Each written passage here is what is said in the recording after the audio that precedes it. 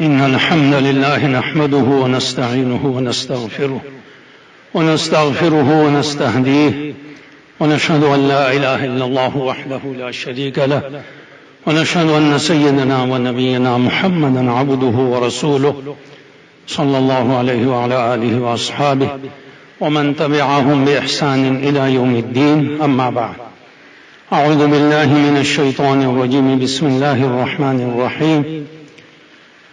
كل من عليها فان ويبقى وجه ربك ذو الجلال والإكرام. صدق الله العظيم. بزرگان دین، محترم علماء کرام، مہمانان عزیز اور طلباء عزیز، آپ جانتے ہیں میں اس میدان کا نہ بیان اور نہ تقریر، نہ ان چیزوں سے میرے تعلق وابستگی ہے.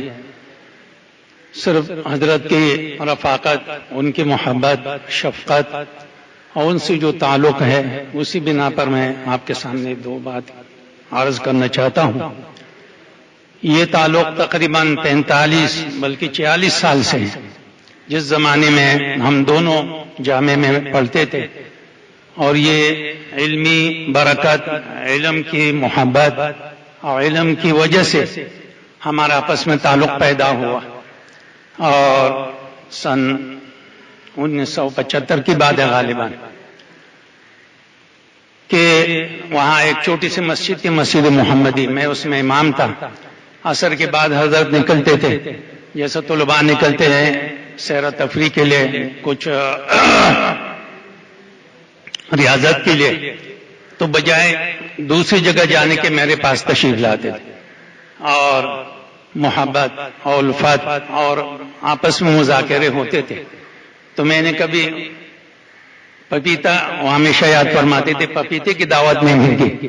وہاں قریب میں دکان تھی فروٹ کی، اور پپیتا میں نے لیا اور سامنے رکھا. تو ابھی تک یاد کرتے رہے اور ابھی تک یہی سلسلہ جاری تھا. میں جب بھی حاضر ہوتا تھا تو وہی پپیتا لاتا کہ میں نے کہا حضرت یہ آپ کے مرغوب چیز ہے، ہمیشہ آپ یاد رکھتے تھے اور مجلسوں میں، تو اس لیے میں حاضر.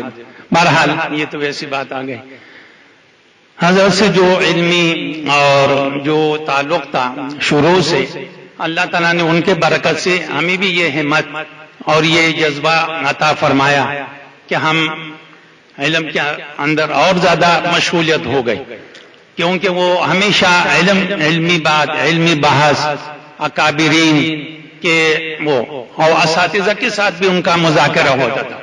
ادب کے ساتھ درس کے دوران، درس کے بعد بڑے بڑے اکابرین سے ان کے علمی بحث ہوتی تھی. یہ ان کے گویا علم سے ان کا ذوق اور شوق کہ یہ کبھی بھی اس پر اکتفا، اور اب تک یہ سلسلہ جاری ہے.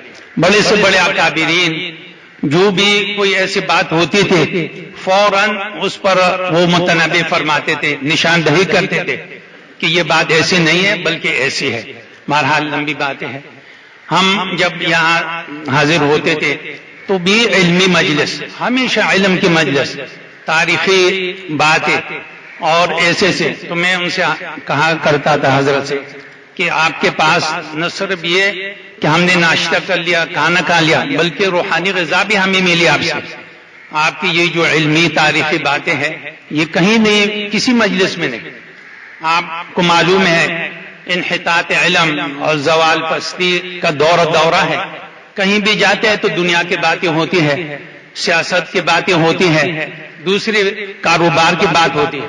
لیکن میں سچ عرض کرتا ہوں، اللہ کے گھر میں ہم بیٹھے ہیں کہ حضرت کے مجلس میں ہمیشہ علمی مذاکرہ، کتابوں کے سلسلے میں کہ یہ کتاب اس سن کی ہے، فلاں کی ہے، اس کے فلاں صفحے پر یہ عبارت ہے اور یہ مسئلہ ہے. فتاوی، تفاسیر، فقہ اور علوم حدیث اور تفسیر میں ابھی آپ کے سامنے ان کا جو علمی ذخیرہ ہے، قلمی بھی ہے، مطبوعات بھی ہے، ہر قسم کے وہ موجود ہے. کہیں سنتے کہ کوئی کتاب کہیں نایاب ہے تو اس کے لیے خود تشریف لے جاتے تھے سفر. یہ ان کا علمی ذوق تھا جن کی وجہ سے ہمیں بھی ہمت ہوئی اور اس میدان میں آگے. اور الحمدللہ ساتھ ساتھ رہے. طالب علمی کے اندر بھی، اور طالب علمی کے بعد فراغت کے بعد درس و تدریس کا سلسلہ شروع ہوا، اور خطابت امامت کا سلسلہ، تو اس میں بھی ہم ساتھ تھے اور ایک دوسرے سے استفادہ کرتے تھے، بلکہ ان سے زیادہ استفادہ کرتے. بہرحال بڑی باتیں ہیں، علماء موجود ہے، اکابرین موجود ہے. میں تو صرف حاضری کے لیے حاضر ہوا. ہمارے برادر محترم حضرت مولانا انور شاہ، ان سے بھی بہت قریبی تعلق ہے، اور الحمدللہ ان کے گرانے بھی ہمارے گھر میں، اور ہمارے گھر والے بھی ان کے. تو یہ ہمارا غم ہے، اور صرف آپ کا نہیں ہے، جیسے حضرات نے فرمایا علماء کرام نے کہ یہ بہت بڑا صدمہ ہے، بہت بڑا خلا ہے. مجھے ایک بات یاد آ گئی اسی دوران میں کہ جب حضرت علامہ بنوری رحمۃ اللہ علیہ دنیا سے رخصت ہو گئے، تو اس وقت ہم یہی سمجھ رہے تھے کہ ہم سب یتیم ہو گئے، کوئی ایسا عالم پیدا نہیں ہوگا اور کوئی یہ خلا. اور حقیقت بھی یہ ہے، لیکن اصل جو مقصد ہے، جو کام انہوں نے شروع کیا تھا، وہ کام الحمدللہ دن بدن اور اس میں ترقی ہو گئی. تو اس طرح حضرت نے جو کام شروع کی ہے وہ انشاءاللہ قائم رہیں گے، اس میں ترقی ہوگی، آگے بڑھیں گے. ہاں، تو میں یہ عرض کر رہا تھا کہ حضرت مولانا قاری محمد طیب سے محتمم دارالعلوم دیوبند جب وہ تشریف لائے تھے تعزیت کے لیے، تو انہوں نے ایک بات فرمائی، اور من جملہ باتوں میں سے سند کی بات فرمائی. تو کہا کہ میں آپ سب حضرات کو میری یہ حدیث کی سند ہے اجازت دیتا ہوں. ایک سند ایسی بیان فرمائی کہ وہ حضرت بنوری نے اس سے پہلے نہیں سنی، تو فوراً حضرت بنوری نے فرمایا حضرت اس کی اجازت مجھے بھی آپ عطا فرمائیں.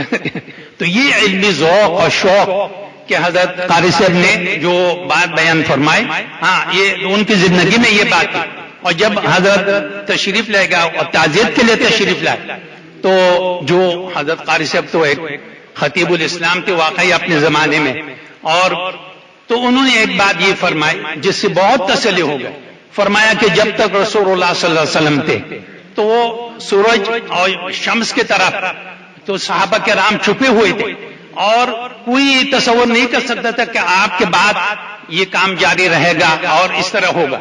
لیکن یہ آپ کا معجزہ تھا کہ جب آپ دنیا سے تشریف لے گئے تو ہر صحابی اپنی جگہ پر آپ کا ایک معجزہ سامنے آ کر کھڑا ہوا، اور وہ دین کا کام بجائے کم ہونے کے اور آگے بڑھ گیا. جیسا بھی مولانا عنایت اللہ صاحب نے دوسرا کابرین نے فرمایا کہ مقصد اصل یہ ہے، سب کو آنا ہے، جانا ہے، اور یہ سب کو علم ہے، لیکن جو ہمارا مقصد ہے اصل دینی مدارس مساجد کو آباد کرنا، دین کے محنت کرنا، دین کے لیے دفاع کرنا، باطل قوتوں کا مقابلہ کرنا علمی میدان میں، یہ ہمارا مقصد ہے. تو حضرت قاری طیب صاحب نے فرمایا جب آپ تشریف لے گئے تو صحابہ جب کھڑے ہو گئے تو ایک ایک صحابہ ایسا لگ رہا تھا کہ آپ کا معجزہ ہے. اس لیے وہ دین کا کام آگے بڑھا اور اس میں اور ترقی ہو گئی، کمی نہیں ہوئی. تو میں بھی یہ عرض کرتا ہوں کہ جب تک مولانا تھے واقعی ایسا ہی لگ رہا تھا کہ وہ ہر اعتبار سے جامعیت اور ہر اعتبار سے کامل تھے، اور کوئی تصور نہیں کر سکتا.